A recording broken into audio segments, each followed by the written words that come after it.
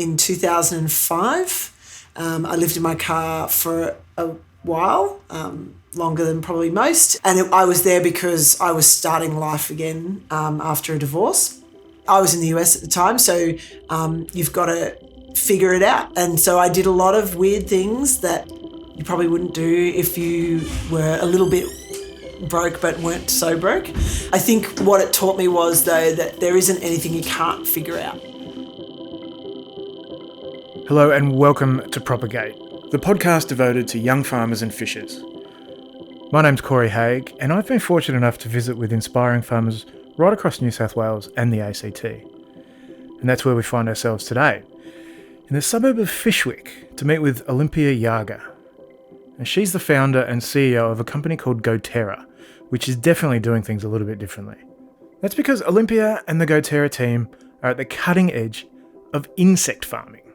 It's a fascinating industry that is much more complex than your compost bin at home, and it's got a lot of people very excited about what it means for the future. So let's take the grand tour of Goterra and find out just what's so exciting about insects. All right, so welcome, I guess. Pretty much the core of what we do is the concept of modular farming. As we look at farming practices today, it is the intensive nature of farming and the capital infrastructure requirements of farming and the centralised nature of farming that's causing some of these challenges around accessibility to food, food provenance, cost of production. And so when we thought about how we do this with insects, for us, it's always been about, don't necessarily copy what's happening insofar as reusing that same model, because if we have to change, then it can't just be change what we farm, it's got to be change how we farm them. And that's not a criticism to conventional agriculture by any means, but it's just, this isn't conventional agriculture, and so we have to reimagine what farming an animal like this means so that we can actually create these truly new innovations within our supply chain. It's almost like you mentioned sort of two facets of the business. You got the production and then you got the waste management. That's right. Our core focus is to manage food waste in a decentralised way, but the nature of how we do that means that we also create livestock feed and soil conditioner, which then further go on to be a dynamic part of a closed loop economy. I think it's important to know who you are and where you belong in the supply chain. It's not trying to be too complex, but I think just knowing who you are. You say it doesn't mean to be complex, but some of this stuff looks pretty complex. It's just set to dazzle you. It's the whole point, right? It is complex insofar as it's not usual to see it visually. It's not complex in that we have created modules. Those modules are designed for a stage of a life cycle. So they require environmental control, a level of automation, and they require a level of monitoring and management so that we're successful in that process. So yes, there's lots of tubes and things running all over the place, but they are the same for each unit and only different in how they're applied based on the life cycle. So I'm glad we wowed you. Not the smell. I wasn't going to mention that. What is the smell? So there's a couple of things that are contributing to the smell. So one is that insects have a sort of a fishy odour, and so one of the smells you're smelling is the chitin, is the leftover shells that we have, and we've been doing some trials with how to render those down and how to play with them, and so that smells a little fishy and it sort of smells a bit odd. Not the most overpowering smell, but it does have a sort of a fishy smell. The other smell is fermenting food waste. So when we accept all our food waste, we ferment it, and so that sort of sweet, rotty, cabbagey smell. Again, not the worst smell you've ever smelled. It smells better than most kitchen bins, but that's sort of how we manage our food waste. So I'm glad you mentioned it. I know who I am. I'm happy to admit what we do. So that's what Goterra do. But Olympia's being a little bit modest there. That's because as a company, Goterra have achieved the impossible. They've cracked the code, they've glitched the matrix. They've made tech people get excited about agriculture. And when tech people get excited about something, it means elevator pitches and angel investors and startups and venture capitalists and all sorts of other buzzwords that don't make much sense. So how does someone who regularly refers to herself as a maggot lady deal with the cutthroat world of venture capitalists? It's different, and it's not a world that I was familiar with before. And in fact, if you Google deeply enough, you'll find a Rabobank video of me failing at my first pitch because I didn't really understand what pitching was. I did a lot of Googling and I thought that I'd understood the context and the cadence, but I didn't. And so I gave a speech and everyone else pitched a company. I think the interesting thing, having been in farming and now being in this kind of farming, is that startups and ag tech startups in particular have to stretch outside of agricultural boundaries. So you stay rooted where you are and you stay connected to what got you here, but you have to move outside of those circles and start interacting with people and different industries and stakeholders who potentially aren't familiar with what you do or how you do it. And yeah, it's been like, getting to know a lot of different things really quickly, as fast as I can. As someone who's been rather successful in that world, you're very frugal. I mean, looking around at the facilities, there's not a wasted cent. No, I've been really poor before. So I lived in my car. That's a personal thing that I'm not ashamed of. So when I look at money and I think about spending money, I've applied that sort of feeling around spending money to this. We raised a significant amount of money in our seed round, 1.2 million, but we were building hardware, we were developing new technology, and we were creating a biological solution. We had to do those things all together. And so there isn't money for sparkling water, and as one of my VCs will poke me about, windows for our office. So we have to try and figure those things out and find ways for good enough to be good enough. For me, what's important is that we don't save money for the sake of saving money. So spend it where we need to spend it. All the staff know sort of the rule of thumb, and that is, do we need it? Is that a real need or is it a want? Can we borrow it from somebody close by? So we've got lots of tradies around here that will help us with stuff. So can we borrow it if this is a one-off? If we do need it, have you checked Gumtree? That's kind of a standing rule. And if you have and it's not there, then now you can buy. About the only sort of VC thing that I can see is that you do bring your dog to work. I don't even wear red sneakers or have a blazer over my shirt. No. The Netflix version of startups, I guess we don't really fit that. There's a couple of reasons. One, that's not who we are as humans. Like, we have agricultural people and engineers here, and so they're used to being in warehouses, and so those things don't kick the can any further down the road. So sparkling water or fruit-infused water that my staff joke about a lot, they're nice to have, but they don't get us any further. And I think everybody in this team is just so focused on getting what we do out into the world that they wouldn't spend it on that if they could. We make up with it with 80s karaoke, and there's dogs at work. No, I don't mean to pry, but I'm really curious about the journey from your car to $1 million check. So I think it's the same journey for anyone that's been sort of fallen in the trough and then got back up. In 2005, I lived in my car for a while, longer than probably most. I was there because I was starting life again after a divorce. I was in the US at the time, so you've got to figure it out. And so I did a lot of weird things that you probably wouldn't do if you were a little bit broke but weren't so broke. Silly little things. So I worked at a tanning salon, and the manager of the gym behind me, him and I traded memberships, and that's how I got to shower. And so you sort of realize what you have and what you don't have, and you realize how if you barter or bargain those things, like, you can always find your way to a solution that gets you to work. And so I'm kind of fortunate that I have that understanding, and maybe I have it in a different way than some others, because that's how we look at things today. The biggest lesson that I learned was that you don't get out on your own. The journey, sort of getting out of the car to getting here, is about knowing that I needed help, knowing that people were helping me. And so, I got out of my car, I married a Marine, I ended up doing work with US Special Forces, and then I got tired of my husband going to his timeshare in the Middle East and doing dangerous things. And so I was like, let's go home to Australia and start farming. But the cost of buying a real farm in Australia is really expensive. And so looked for sustainable farming solutions and ended up with insects. But the philosophy of like figuring life out has never left. So that's why we've got a bunch of stuff that doesn't look fancy but does the job that it needs to do, because we know that those things are cosmetic, and with more money you can make anything be more attractive or newer or slicker.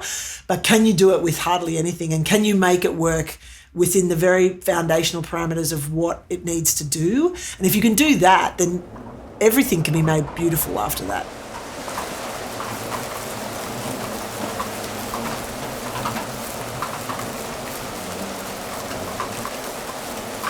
So now our light wavelength just changed. You can hear the increased activity. They're on holiday and it's warm and now they want to get saucy. The doof-doof music just started essentially.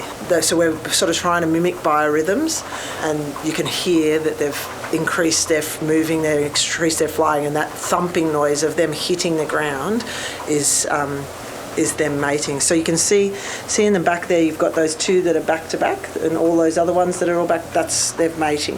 So that's essentially what's happening now. And that's just an LED light on the wall? Just is a figurative term, but yes, it's just a light that took a lot of non-robotics person trying to figuring it out. How did you learn about the mating habits of these particular flies? I was a sheep farmer and I've always loved to farm. When I started with flies, I just really wanted to work, and they fail so spectacularly when you first try that you either give up or you become so doggedly determined that you end up thinking and obsessing about them. And I was the second, and I just sat and watched them all the time. I used to have an aviary that I made out of a plastic greenhouse, and it had a t-shirt, and I would put my head inside the t-shirt so that I could watch them like an idiot. These flies are black soldier flies, so they're native to Australia or naturalised to Australia. They're a non-vector, non-pest species, so they don't eat as a fly. They will absorb moisture and take on moisture, but they're not actively eating. So their life stage as a fly is only 9 to 10 days. So they have a really short window of opportunity to find a mate and lay eggs, which is completely different to how houseflies operate. As a fly, they tend to not survive. Like if the window broke tomorrow, we would all be out of flies, but Canberra wouldn't be overrun by flies. They'd literally hit that window and they'd probably come straight back inside. They'd be like, I don't know what's going on out there, but we don't need to be part of that. I can't even fathom how you first began to figure these things out, because I mean, you're kind of writing the book on this.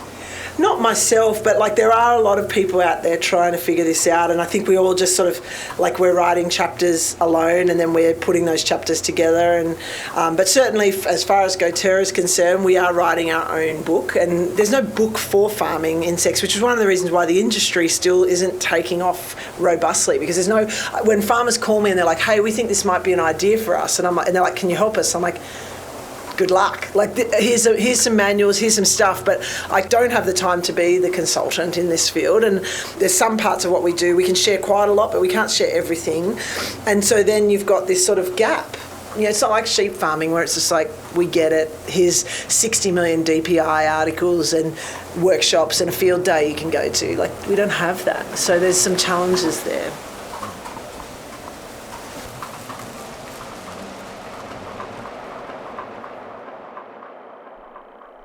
Farming is always challenging, especially starting a new farm in a new sector. What's so interesting about Olympia, though, is that despite all of her obvious success and tenacity, she's not an egotistical CEO who believes the hype surrounding her. She was a finalist in the New South Wales ACT AgriFutures Rural Women's Award in 2018, and her work has even been honoured by a CSIRO taxonomist who named a new species of soldier fly after her, Hermetia Olympia. And despite all that, embracing the role of the guest-speaking, high-flying tech CEO is something that she's really struggled with. We touched on it before, but you mentioned the imposter syndrome. Sitting here, it seems incredible that you could feel that way. So how do you understand that? I was fortunate to do a lot of mindfulness training in the US, which is probably the most American statement a human can make. But what it did was teach me to understand feelings and to have compassion for those feelings, which I don't think we do, right? So like, it's one thing if you feel embarrassed or you feel scared and you can say it's okay to be scared, because then you're like, I can validate myself to that feeling. It's another thing if you're like, I'm scared, but I don't want to be scared and I shouldn't be scared and everything is bad because I'm scared, and now because I'm scared everyone will know. And so understanding that was really pivotal to me, to being able to say, I have it. I feel like an imposter. I feel like I shouldn't be here. And being able to say, well, that's normal to feel that way. It's okay to feel that way. We don't have time for you to feel that way. Keep going. Yeah, that's kind of how I've managed it. It doesn't necessarily lessen it or mean that there aren't days where you're like looking for a dark corner to rock back and forth in. But because that's the nature of the tempo of what you're trying to do. Like, we're trying to do something big. And I don't know if you always give yourself compassion. The biggest challenge then is to be able to say, like, you're okay. Like, it's normal to be scared. It's your idea. Of course, you're supposed to be here. And keep going. But yeah, I suffer from it every day. Yeah. And yet, I'm looking around at awards. You've been often called on to inspire other people, especially women. So how does that reconcile? The annoying, unconvinced voice is always just like, it's because I'm funny. As Australians, we don't want to be chosen. We're like, it's not really because of me. It's just because I couldn't find anyone else. And so it's a bad habit of our culture. I think you always find it difficult to be in your own skin. And so when I think about it, it's like, I don't take it as a compliment to who they think of me. It's more like, I'm here and I'm willing to put some time in.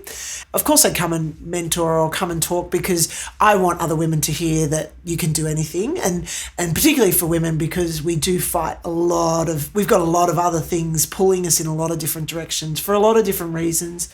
I feel like if they can hear that this girl that was in America doing this weird thing and then she came back here and she's in Fyshwick, and like, if they can hear that story, I think they can potentially think about their own selves and go, oh, well, if the maggot lady can do it, I can do whatever I want to do.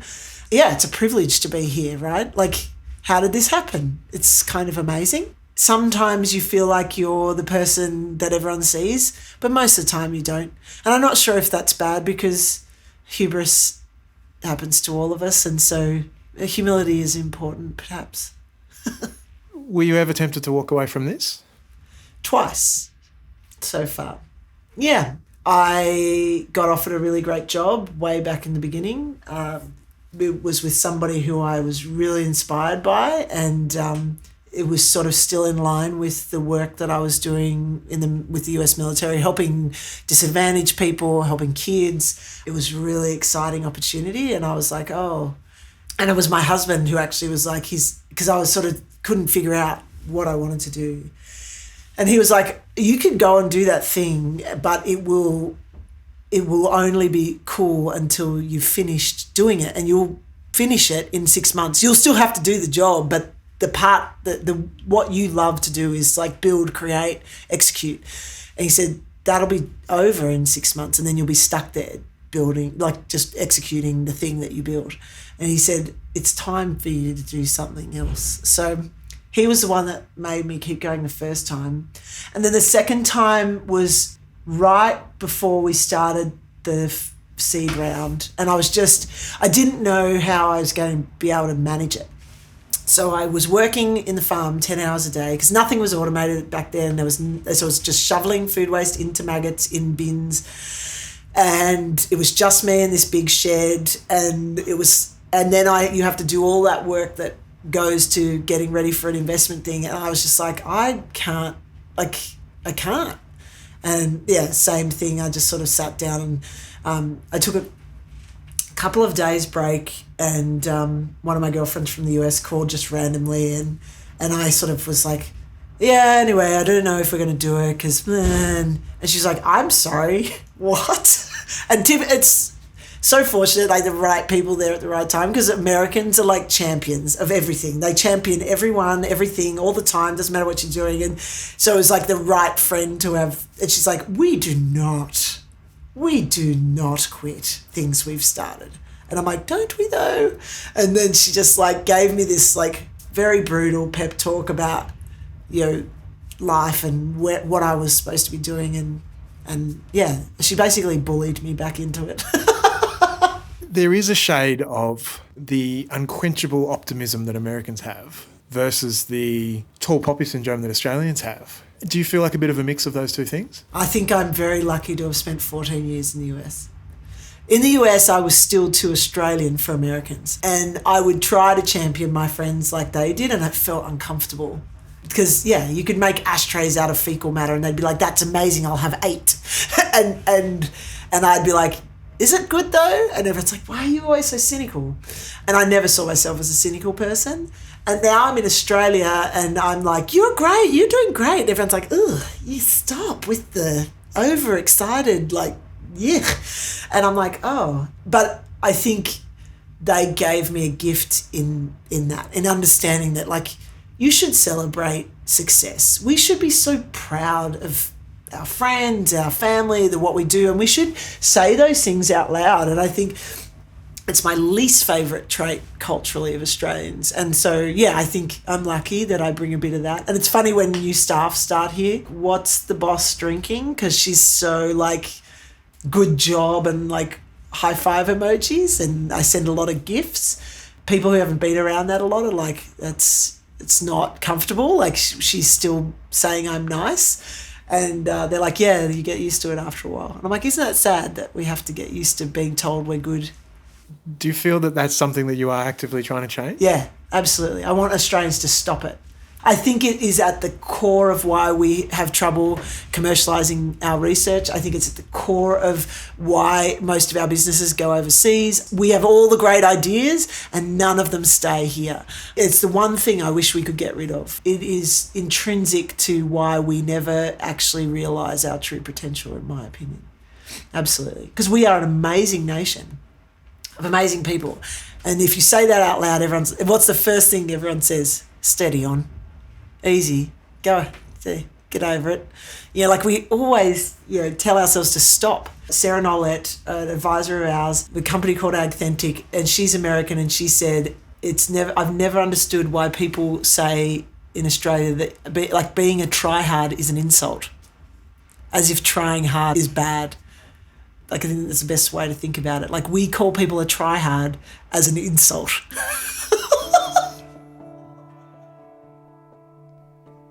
So there you have it. That's Olympia Yarger, the CEO and founder of Goterra. We hope you enjoyed this episode of Propagate, which is brought to you by the Soldier Flies from the New South Wales Department of Primary Industries Young Farmer Business Program. You can find more episodes of Propagate on your favourite podcast app, and if you've got the chance, we would love for you to leave us a review. We are desperate to crack the top 10 podcasts about the mating habits of flies, or at least the top 20. My name's Corey Haig. Thank you very much for listening, and we hope you can join us again.